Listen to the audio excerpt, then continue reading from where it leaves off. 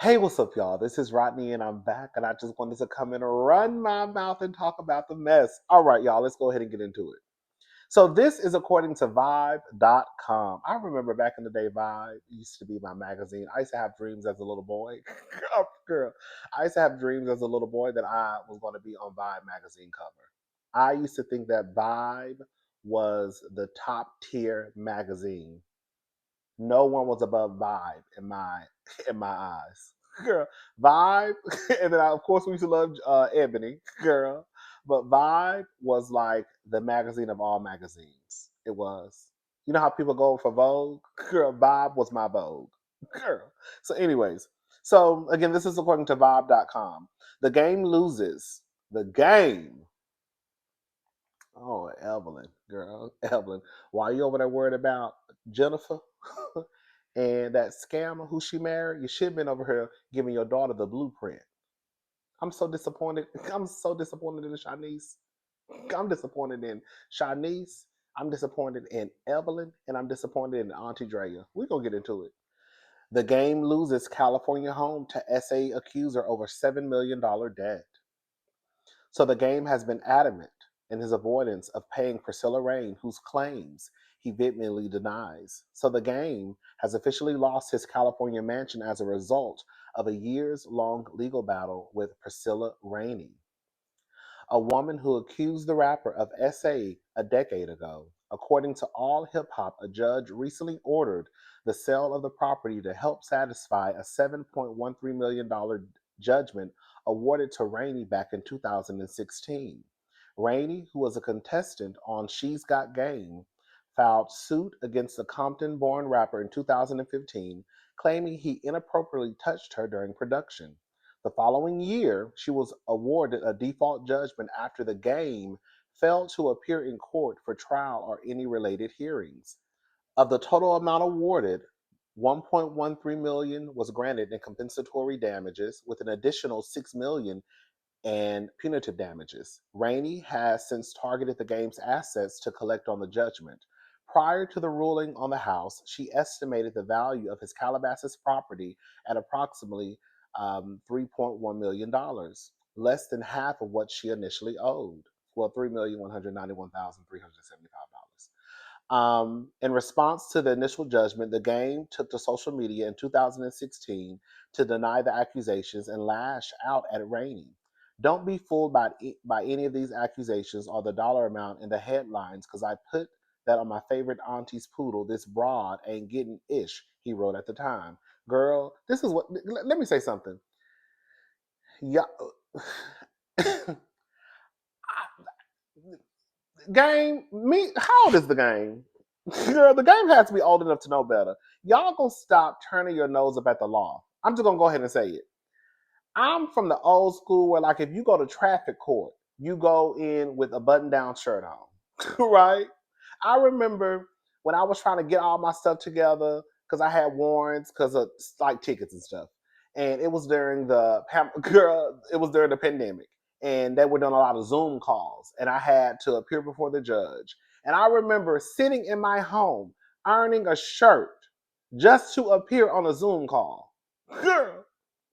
So the simple fact that you knew this was happening and you kind of just turned your nose up at the whole lawsuit, didn't appear at any of the hearings.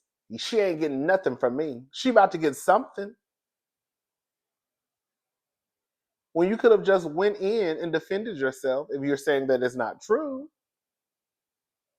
But no. So here we are. Every girl on the show will tell you I never touched this chick or ever desired to be anywhere near her. She got kicked off of the show, and as a result, she filed this lame lawsuit, which was probably her intentions before the show even started.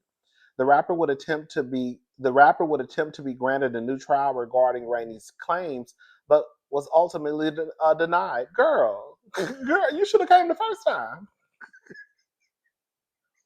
It's over. She sued. You didn't come. She got a judgment. Give her money.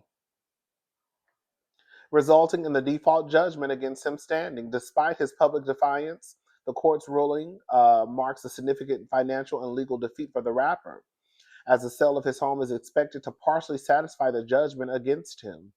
Girl, it is what it is. It's gonna be what it's gonna be. Let me say something to Shanice. Shanice had her first baby. I think this is the game's what, third or fourth.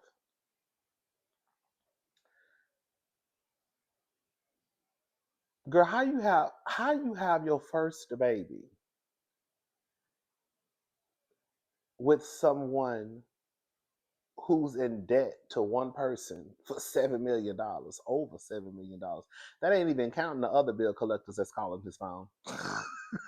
Girl, how you how does Shanice have the blueprint on how to snag a rich nickel? Girl, your mama wrote the book, and your auntie Drea, girl, was a co-author.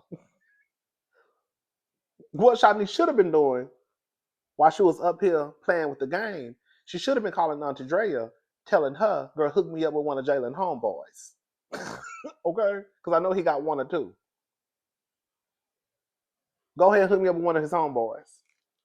Because I'm at the age now where I'm ready to have a baby. And if I'm gonna have one, at least let me have one with somebody who just signed $100 million contract. Hey Drea. Okay. Let me be like my mama. Right? Because before we're gonna call it for what it is. Evelyn Lozada will always have a soft place in my heart, even though she need to work on her colorist ass ways.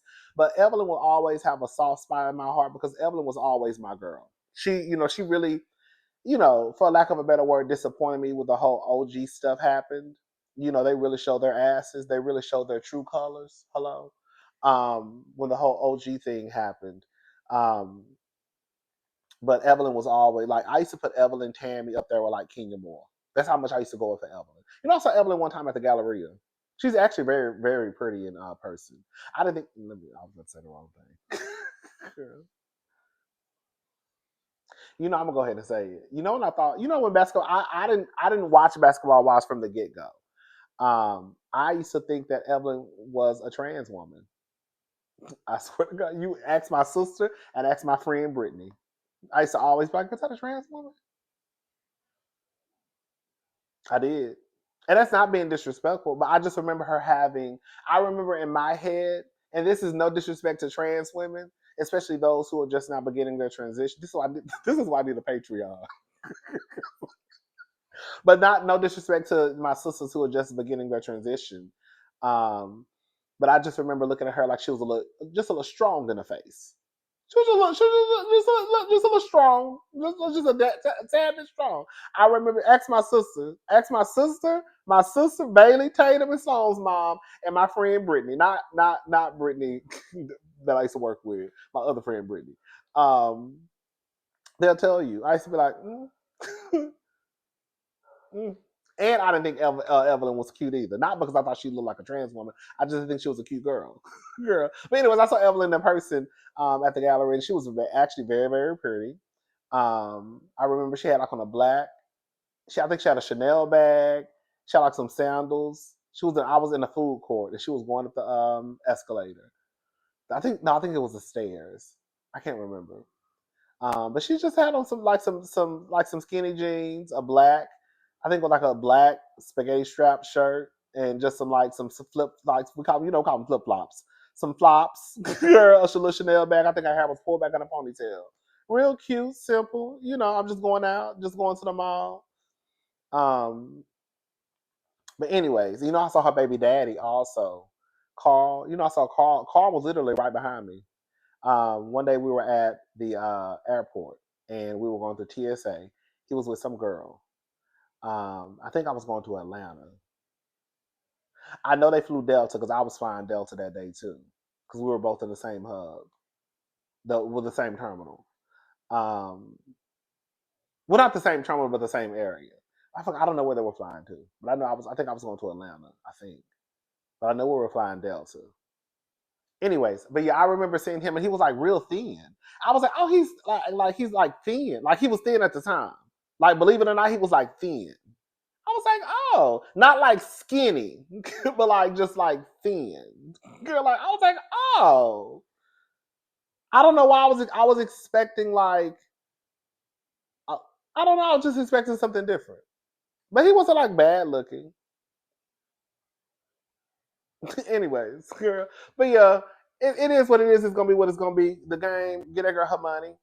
It looked like you ain't got no choice. You should have took your black ass to court and defended yourself, and you will probably still have access to the money. Now she got a little access to the money. Girl, shout out to Priscilla. Okay, all right, y'all. Let's move on. So Miss Kandi Burruss, she was doing an interview. I think it was at the Morning Hustle, and they asked her about her homegirl, Kenya Moore. I think it was her. Um, uh, what's her name? Tamika, and I know it was Tiny. But I think they're on tour, right? But anyways, they were doing an interview, and they asked Kandi about um, Real Housewives of Atlanta, and also she spoke about Kenya. They asked her will she return to the show, and then it led into Kenya and all that stuff. So I just want to play a clip. Well, the first clip I want to play is this.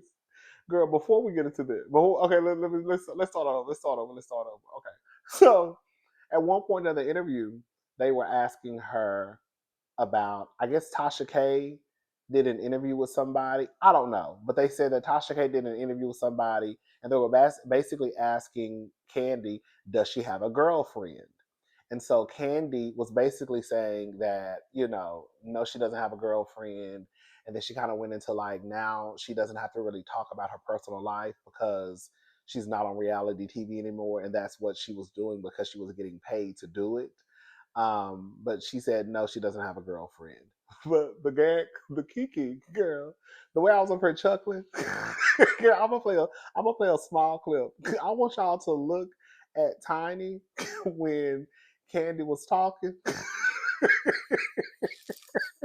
Ah! I want y'all to look at Tiny. Just look at Tiny, okay? Nah, but in that situation, I don't have a girlfriend. Okay. I do not have a girlfriend. Okay. All And right. housewife. Tiny, girl, why are you so nervous? girl, when Tiny, I said, now I don't know, now Candy say she ain't no liar, but I did kind of find it strange that when Candy was talking, girl, Tiny started cleaning up. Let me just dust off this table. Let me just wipe off the table because she messing with her shirt. I'm like, girl, why is she fidgeting? What's the tea, Tiny? You know something? Girl, because baby, the way your body is moving, girl, you almost started doing the electric slide in that chair, the Cupid shuffle. Okay, just like I can feel it. Hey, even when you talk, it takes over me. Hey, girl, you almost started doing the whole line dance. Anyways, so let's just go ahead and also listen to um, Kandi and what she had to say about returning to Real Housewives of Atlanta and also the whole Kenya and Bang Bang. Girl, Bang Bang Cleo Edie. That's what I call her. Let's go ahead and get into it.